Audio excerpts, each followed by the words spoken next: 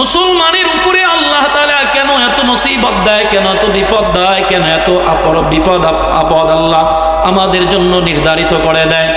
এর কয়েকটা কারণ। এর মধ্যে প্রথম নম্বর কারণ হচ্ছে আল্লাহ মুসলমানের জন্য জান্নাত বানিয়ে রেখেছেন। মুসলমান ঈমানের বদৌলতে মৃত্যুর পরে জান্নাত লাভ করবে, এটাই স্বাভাবিক। আল্লাহ বলেন, ও গোলাম, এই যে জান্নাতের জন্য আমি আল্লাহ বানাইলাম, জান্নাতের জন্য যতটুকু কষ্ট করা প্রয়োজন, মুজাহাদা করা প্রয়োজন, এটা তোমার দ্বারা কখনো হয়, আবার কখনো হয় না। এজন্য মাঝে মাঝে কষ্ট দিয়া, মুসিবত দিয়া, দুনিয়ার মধ্যে তোমাকে মুজাহাদা করাইয়া জান্নাতের জন্য উপযুক্ত বানাইয়া আমি আল্লাহ তোমাকে দুনিয়া থেকে নিয়ে নিব। এজন্য মুমিনের উপরে কষ্টটা আল্লাহ তাআলার পক্ষ থেকে নেয়ামত স্বরূপ হয়। এই কষ্ট যখন আসবে মনে করবেন হতে পারে এটা আমার জান্নাতে যাওয়ার একটা ওসিলা। সুবহানাল্লাহ। এক নম্বর কারণ, মুমিন জান্নাতে যাবে, আর এই জান্নাতের জন্য যতটুকু মুজাহাদা করা প্রয়োজন, কষ্ট করা প্রয়োজন, ইবাদতের প্রয়োজন, হয়তোবা এটা হচ্ছে না, এজন্য কষ্ট দিয়া গুনাহটাকে মাফ করাইয়া আল্লাহ পুত পবিত্র করে আমাদেরকে জান্নাতের উপযুক্ত বানায় নেয়। এজন্য আমাদের উপরে কষ্ট আসবে। এক নম্বর কারণ।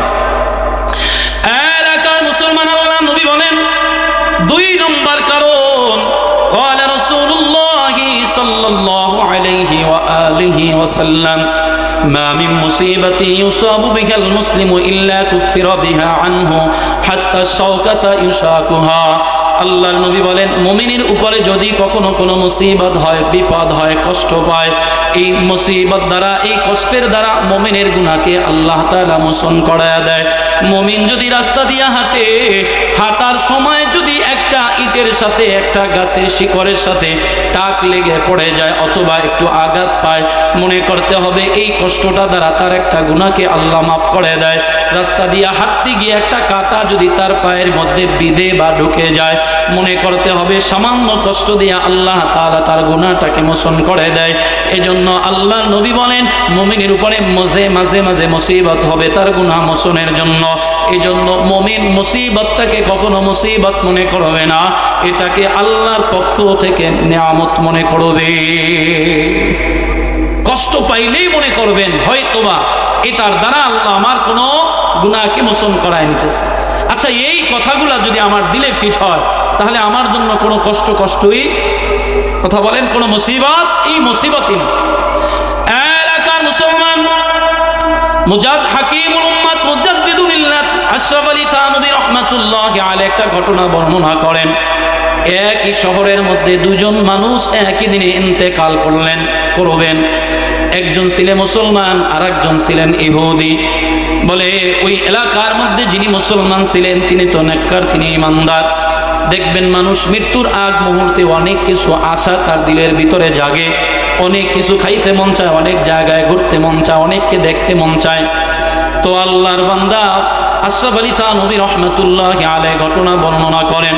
বলে একই শহরের দুজনার মধ্যে মুসলমান ব্যক্তির মৃত্যুর আগে দিলের মধ্যে স্বাদ জাগলো, তার একটু জাইতুনের তেল খাওয়ার ইচ্ছা জাগলো। অন্যদিকে ইহুদি ব্যক্তির মনের মধ্যে আশা জাগলো, বড় একটা মাছ খাওয়ার আশা, তিনি মাছ খাইবেন শেষ মুহূর্তে। দুজনার দুটি ইচ্ছা দিলের মধ্যে যখন জাগলো, আল্লাহ তাআলা দুজন ফেরেশতা নিযুক্ত করে দিলেন। একজনকে ইমানদারের কাছে পাঠায়া দিলেন, একজনকে বেঈমানের কাছে পাঠায়া দিলেন।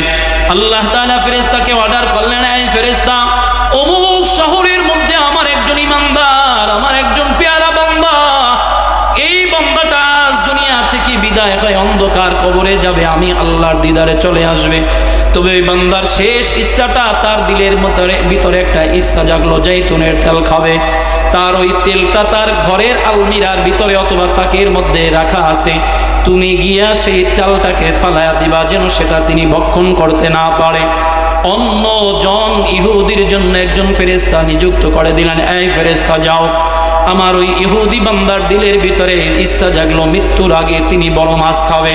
তার পুকুরের মধ্যে কোনো বড় মাছ নাই, আশেপাশেও আজকে কোনো বড় মাছ দেখা যায় না। যাও যাও, তুমি গিয়া তার পুকুরের মধ্যে একটা বড় মাছ ছেড়ে দিয়ে আসো। যখনই কেউ ধরার জন্য জাল মারবে, বসি ফালাবে, সাথে সাথে যেন মাছটা উঠে যায়, বান্দা যেন খেতে পারে। এই দুজনকে দুইটা দায়িত্ব দিয়ে আল্লাহ তাআলা তাদেরকে দুনিয়ায় পাঠিয়ে দিলেন। দুনিয়ায় অবতরণ করার সময় দুজন ফেরেশতা যখন মুখোমুখি হয়ে গেল, একজন আর একজনের সাথে কথাবার্তা বলতে লাগলো, তুমি কেন যাইতেছো? কয় আমি এজন্য যাই। কয় তুমিও বা কেন যাও? কয় আমি তো এজন্য যাইতেছি।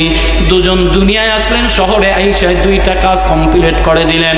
নেককারের তেলটারে ফালায় দিলেন আর ইহুদির জন্য মাছের ফয়সালা করে দিলেন। এবার তারা দুইটা কাজ সম্পূর্ণ করে পুনরায় যখন আল্লাহর কাছে গেলেন, আল্লাহ তাআলার কাছে গিয়া বললেন, ওগো আল্লাহ, এই যে দুইটা কাজ ইমানদার ব্যক্তির শেষ সময়ের ইচ্ছাটা তুমি কেন পূরণ করলা না? তাকে কেন তুমি কষ্ট দিলা? কষ্ট দেওয়ার কারণ কি? আর বেঈমান সে তো তোমার সাথে সারাটা জিন্দেগি ভর নাফরমানি করেছে, শেষ সময় তার ইচ্ছাটা তুমি পূরণ করে দিলা, কারণটা কি আমরা জানতে চাই। আল্লাহ তাআলা বলেন, ইন্নী আ'লামু মা লা তা'লামুন, আমি আল্লাহ যা জানি তোমরা তা জানো না। আমি আল্লাহর কাজের হিকমত জানার মতো জ্ঞান বিবেক বুদ্ধি তোমাদেরকে আমি আল্লাহ দেই নাই। তাহলে শুনে নাও, আমার ওই যে ইমানদার মুসলমান, ওই বান্দাটা সারাটা জিন্দেগি ভর আমি আল্লাহর ইবাদত করেছে, আমি আল্লাহর সাথে আমি আল্লাহ তাআলার তাসবিহ তাহলিল আদায় করেছে। আজ মৃত্যুর সময় তার দিলের ভিতরে একটা ইচ্ছা জাগলো তেল খাবে, অন্যদিকে ওই বান্দার সমস্ত গুনাহ ক্ষমা হয়েছে, একটা মাত্র গুনাহ বাকি আছে। আমি আল্লাহ তাআলা তার এই তেলটাকে ফালাইয়া দিয়া তার কষ্টটা বাড়াইয়া দিব, আর এই কষ্টের কারণে আমি আল্লাহ তাআলা তার ওই যে থাকা গুনাহটাকে মাফ করে দিব। অন্যদিকে ওই যে বেঈমান যত ভালো কাজ করেছে প্রত্যেকটা কাজের বদলা আমি দুনিয়ার মধ্যে দিয়ে দিয়েছি, সে পেয়ে গেছে, একটা বিনিময় তিনি এখনো পায় নাই। এজন্য তার দিলের ভিতরে ইচ্ছা জাগলো মাছ খাওয়ার জন্য। মাছ যদিও নাই, আমি আল্লাহ তার জন্য মাছের ব্যবস্থা করে দিলাম। তার মানে হলো তার সমস্ত বিনিময় পাওনাটা দুনিয়ায় পেয়ে গেল, পরকালে কিছুই পাবে না। অন্যদিকে ইমানদারের দিলের ভিতরে কষ্ট দিয়া তার গুনাহটাকে মোচন করাইয়া আমি আল্লাহ তাকে পুত পবিত্র করে জান্নাতি বানাইয়া আমি আল্লাহর দিদারে নিয়ে আসবো। সুবহানাল্লাহ। এলাকার মুসলমানের জন্য মুসিবতের দ্বারা কষ্টের দ্বারা আল্লাহ গুনাহ মোচন করে দেয়। রাসূল বলেন, হ্যাঁ উম্মত, যদি কখনো কোনো বিপদ তোমাদের উপরে অর্পিত হয়, ধৈর্য ধারণ করো, গুনাহ মাফ হয়ে যাবে। 3 নম্বর কারণ হচ্ছে আল্লাহ তাআলা বলে, যখন বান্দা বেশি গুনাহ করে, বেশি অপরাধ করে, অন্যায় করে, ওই সমস্ত মানুষগুলাকে সতর্ক করার জন্য আল্লাহ মাঝে মাঝে বিপদ দেয়, মুসিবত দেয়। আল্লাহ তাআলা কোরআনের মধ্যে বলেন, যহারাল ফাসাদু ফিল বাররি ওয়াল বাহরি বিমা কাসাবাত আইদিন নাস লিয়ুযীকাহুম বা'দাল্লাযী আমিলু লাআল্লাহুম ইয়ারজিউন। আল্লাহ তাআলা জানায় দেয়, গোলাম, দুনিয়ার মধ্যে যত বিপদ, যত বিপর্যয়, যত মুসিবত, যত আযাব গজব আপতিত হয়, নিপতিত হয়, আল্লাহ তাআলা বলে এগুলো তোমাদের হাতের গুনাহের কামাইয়ের কারণে হয়। বান্দা যত গুনাহ করবা দুনিয়ার মধ্যে আল্লাহ তত মুসিবত বিপদ আপদ চাপায়া দিবে, গজব চাপায়া দিবে। এর কারণ হচ্ছে, ও গোলাম, লিউযীকাহুম বা'দাল্লাযী আমিলু লাআল্লাহুম ইয়ারজিউন।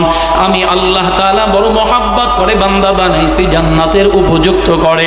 ওই বান্দাগুলো যখন গুনাহ করে করে নিজেকে জাহান্নামের দিকে ঠেলে দিয়ে, ওই সময় আমি আল্লাহ ওই মানুষকে সতর্ক করার জন্য দুনিয়ার জমিনে সামান্য শাস্তি ভোগ করাইয়া তারা মানুষগুলাকে সঠিক পথের সন্ধানী বানাইয়া আমি আল্লাহ তাদেরকে হেদায়েতের মতো মহাদৌলত দিয়া দেই। এজন্য মাঝে মাঝে তাদেরকে আমি আল্লাহ মুসিবত চাপায়া দেই। 4 নম্বর কারণ, বান্দার উপরে মুসিবত আল্লাহ তাআলা কেন দেয়, বিপদ আল্লাহ কেন দেয়? আল্লাহ কোরআনের ভাষায় বলেন, أحسب الناس أن يتركوا أن يقولوا آمنا وهم لا يفتنون ولقد فتنا الذين من قبلهم فليعلمن الله الكاذبين। আল্লাহ তাআলা বলেন, এই দুনিয়ার মানুষ, তোমরা কি এটা কেমনে ভাবলা?